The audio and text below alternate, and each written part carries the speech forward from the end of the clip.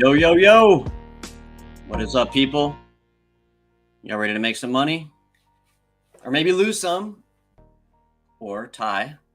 I guarantee, though, if you use my lineups for tonight's game, you will win. Or lose or push. But one of those things will happen. Welcome, everybody. If you're watching, I'm going to be giving some plays and thoughts about tonight's Browns-Steelers game. If you know anything about me, you know I'm a huge Cleveland fan. So my lineups will probably reflect that just a bit. This is going to be a quick one. Just want to give you guys the lineups so that you can make some money or lose or push. Without further ado, let's get into it. We're talking about the picks that I like the best this week. And you can see it right there. My main man, Mr. Nicholas Chubb, who is leading the league once again in broken tackles and yards after carry or yards after contact. A little concerned about how hard he ran in the last game because he earned every inch of the 83 yards he got last game on the ground. He took a lot of hard hits. At one point, he looked to be a little roughed up, came out of the game, but he's a gamer, so I'm hoping that he's got enough left in the tank on a short week to make us some money and run all the way to a Browns win. Okay, let's look at some notable stats for the game tonight. First of all, Jadeveon Clowney is out. That's fairly important for the Browns, especially when it comes to our pass rush. Also, his backup, guy with the last name of Winovich, is out. Shouldn't hurt us too much. Our Browns defense is very good this year. There's just one thing we have to clean up. We'll talk about that in a second. But that's the biggest injury, is that Jadeveon Clowney is out. This season, the Browns are 4th in the NFL against the run, letting up 73.5 yards a game. And the Steelers are 22nd against the run, letting up over 128 yards per game. And the reason I think that's going to be significant is if you look at this last bullet down here, there is a possibility for rain and wind tonight. And if you know anything about Mitchell Trubisky, you know that he doesn't, how do I say this? He doesn't pass the ball very well. And so if it's raining and it's windy, I could see this being an ugly game. It's an ugly game to bet on offense. The over-under is only 38 points. The Browns are favored by 4.5 points. The Browns are at home. However, aside from their great run defense, the Browns lead the NFL in blown coverages.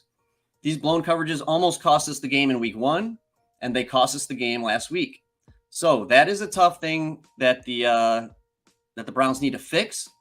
And it could provide some points for someone like Chase Claypool tonight, or Deontay Johnson, Pat Freiermuth. But again, we've got to factor in the Trubisky factor.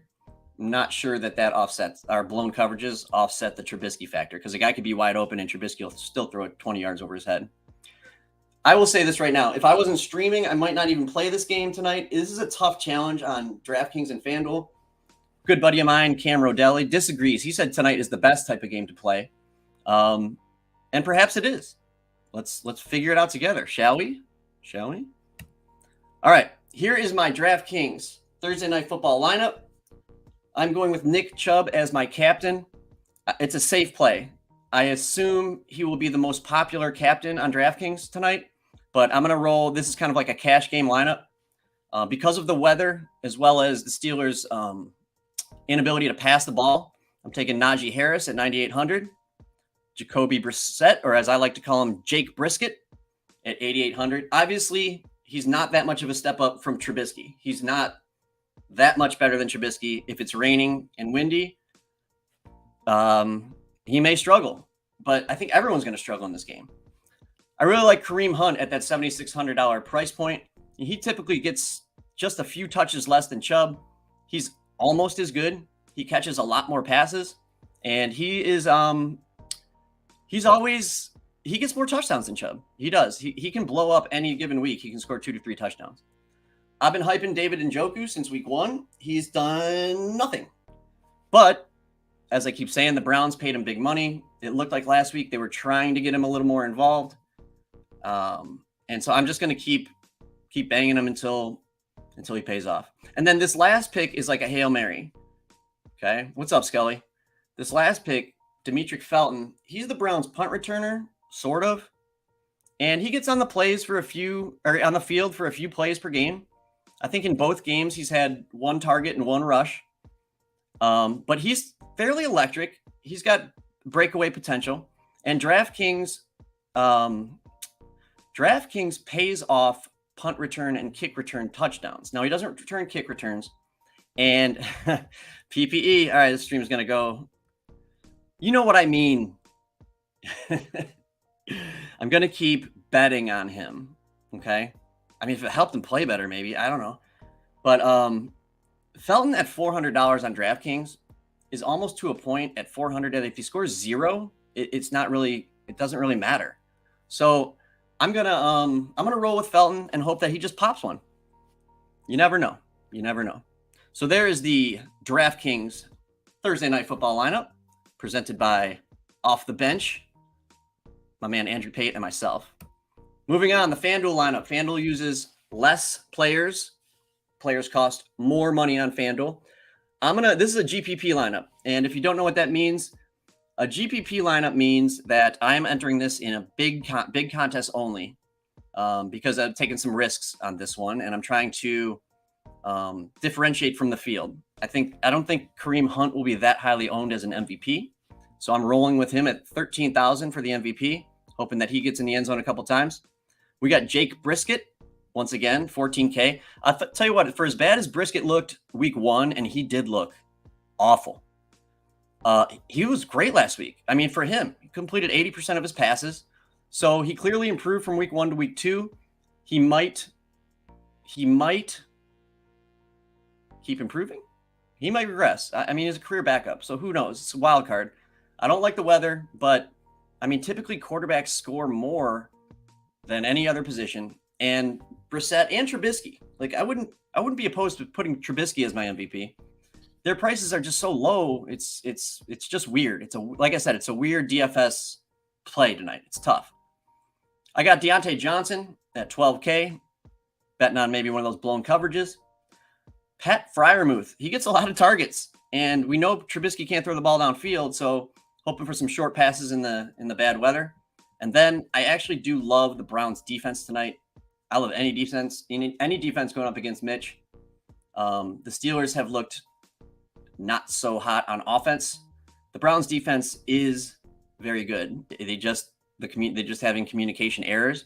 If those communication errors continue, then yeah, they're not good. They're not good at all.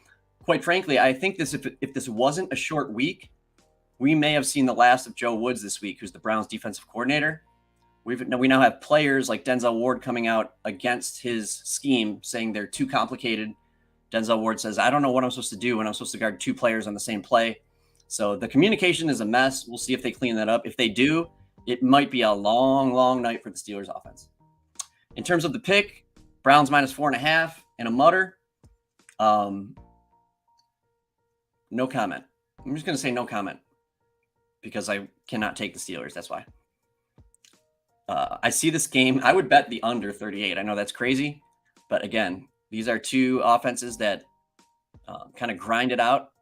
The Browns actually, here's an interesting statistic. The Browns are tied with Buffalo and Kansas City in terms of the percentage of drives that we score on. It's about 58% of the drives.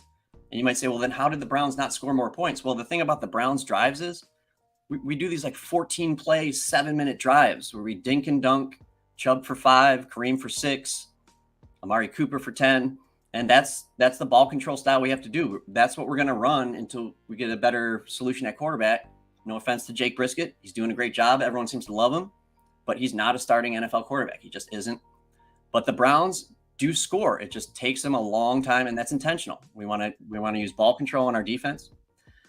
I think that's all I got for this week. I said it was going to be short and sweet, and I meant it because I got a lot to do. Happy betting. And if you play these lineups, the guarantee you will win or push or lose. But that's the guarantee. So good luck. Hit me up after the game to either congratulate me or cuss me out for losing all your money. I don't care either way. I'm just here to have fun.